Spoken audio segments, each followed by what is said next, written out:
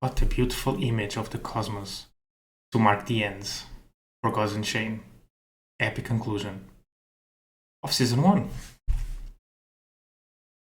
So, we have news. An epic conclusion called Light's Verdict. For any of you that follows Twitter, especially in Gods Unchained Discord, you probably heard Light's Verdict. I personally didn't know much about it until yesterday's official Gods Unchained stream on Twitch. There's a beautiful story here explaining the lore behind Ecos, which it's actually one of my favorite cards. Amazing design. So what does this mean? It means that apparently we are seeing the end of Season 1, which I'm not sure what that entails in terms of which sets belongs to Season 1. Pretty sure Mortal Judgment and Divine Order belongs to that. Perhaps Trial of the Gods. Not sure. There is more lore. And that lore means an epic end. And that epic end means there's 12 new cards coming in a week. So the 20th of September. 4 p.m. PDT. There's some blogs, talks about all of this. Again, amazing video here. More about it, I will link all below. But let's go to the interesting bit. So again, Ecos is an amazing card, and I absolutely love the design of this card. I just wish I could make this my background. It just was a bit bigger. Now let's jump into the cards. Most of them have already been teased and talked about on Twitter, which again I was not aware until yesterday's stream. Which two of the people there they teased us with 8 out of the 12 total cards are coming out. I think it was supposed to be 9, but they only gave us 8. There's 3 special ones coming. So first one, the Divine Coronet. So it's a neutral card, 1/1 structure, can't attack, roar, gain plus health. If this creature has 9 health or more, 12 a 9 mana creature, so you get to pick out of 3 random ones, and summon it. If it has less, you shuffle it into your deck. So the idea here is at 4 mana, you can play this card, you become 1/5, unless you were able to buff it somehow, and I'm not sure how many buffs Light have to buff your hand. I'm aware there's a card that gives it +1 health when you summon it, so I think that will count. Not sure the order of effects. So we are 1/5, you do this again, 1/9, you do this again, 1/13. I'm not doing the math wrong. So interesting card. Legendary, so you can only play 1. Play in any god you want. I think it's interesting. Interesting mechanic, and Light just got Enlightenment, which allows you to search a deck. I guess Vow of Champions won't work because this is not a Light's domain.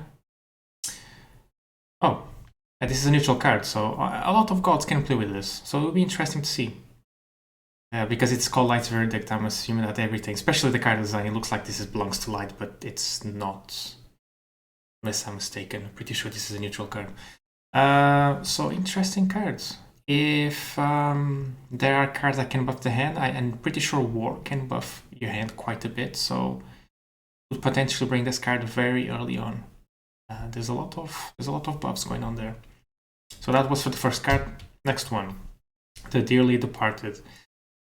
Solus Roar, obliterate a card in your opponent's hands. Great, because you actually obliterate that card. But it has an afterlife, which is add a base copy of the obliterated creature to the opponent's hand. So the only useful thing I can really see here is to impact cards that were buffed in the hands. Unless you are able to ignore the afterlife of this card. It's a great card. Again, it's a neutral card, rare, so you can play 2. The first thing you think about is Deception. If you have a way to prevent your opponent from triggering the afterlife, then this card is amazing. If not, it only works in certain occasions. I guess especially in later stage of the game, this card can be quite impactful. Again, amazing artwork. That was the second card. Next one. Ferric Knowledge.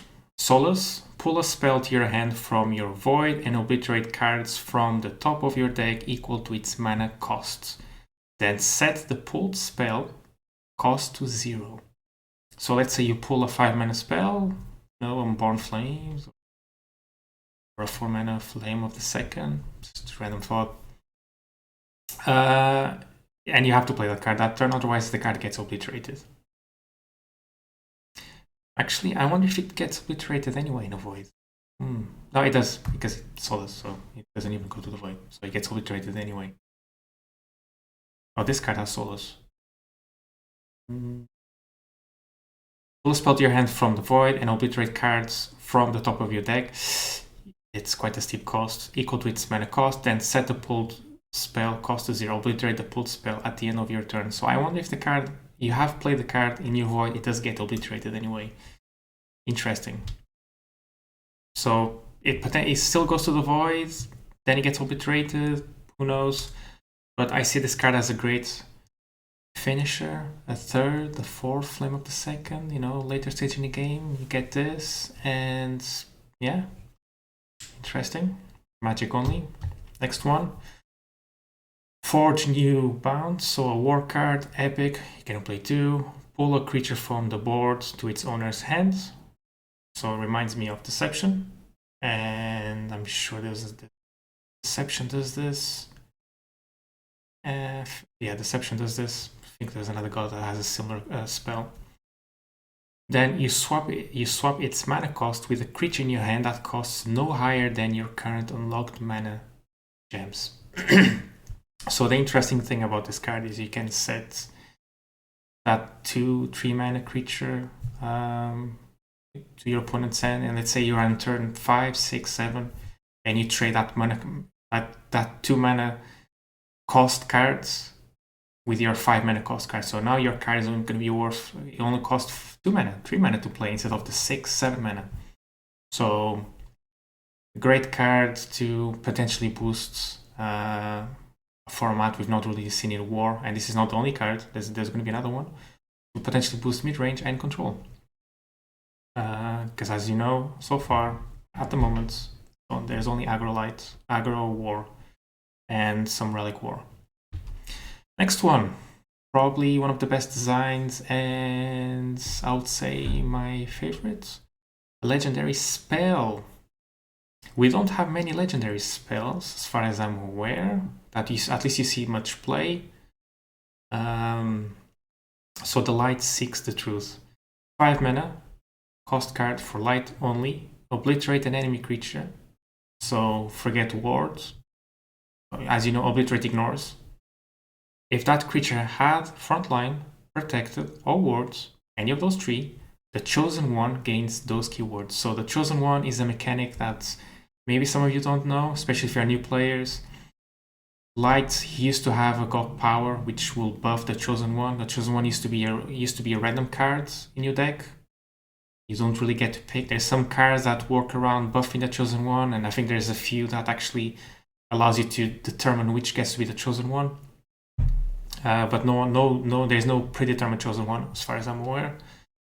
And now you can buff the chosen one with this card, so quite powerful, especially at the decision game where your opponent plays Polymenia, Highborn Knights, anything with frontline wards and protected. It's quite a few, so very powerful card, no question.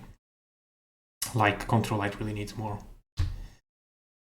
Now, death cards, an Empire Reborn. Again, amazing artwork. I like this this artwork with a Solus creature. It feels like it's really in this card. It's like if they all feel like an end to an epic conclusion to this season 1. It's like all the gods are giving their last attack. So an Empire Reborn, destroy creature. Its controller summons 2 base copies of that creature that each gain Solus. Again, this is a card I'm just reacting to these. I can't even start thinking about all the things you can do with this card. 4 mana feels a bit steep, but if you destroy one of your Anubians, or I can see this card being a bit problematic. I mean, quite good if you're playing like the Rock Drakes. You also have that 2 mana 2/2 that can summon a 6/6 if you are 15 health or less. So very interesting card. Very interesting card. And interestingly enough, the destroyed creature still goes to your void. So it's only the copies that gain Solus. So you don't obliterate the card you're destroying. So, not sure if that was intentional, but worst case scenario, you can destroy your opponent's creature if it's buffed, because he only brings copies. We'll see. Interesting nonetheless. Next one, Forge in the Light. 2 mana, legendary spell for light again. Draw the chosen one. So you draw that random chosen one card that was selected randomly at the start of the game. Unless again you play the card that allows you to determine that it's going to be a 6 mana. Your God Power becomes Lysander's Justice. So the God Power is coming back, which is a 2 mana God Power with give +2/+1 to the chosen one. So you're replacing your God Power to another God Power which will cost 2 mana, give +2/+1. The chosen one mechanic was never very good. There is more cards that work with chosen one, so 2 mana, draw cards, replace your God Power. We'll see. Next one, An End to War. 3 mana spell for war. Pick one. Remove protected and ward from a creature, then deal 2 damage to it, or obliterate a damaged creature. It works for your creatures, for your opponent's creatures, so you definitely have to pick something. But if you have 4 or more creatures in your void, do both. So this is a 3 mana spell that will apparently guarantee that you're definitely going to kill a creature for 3 mana. Feels very powerful.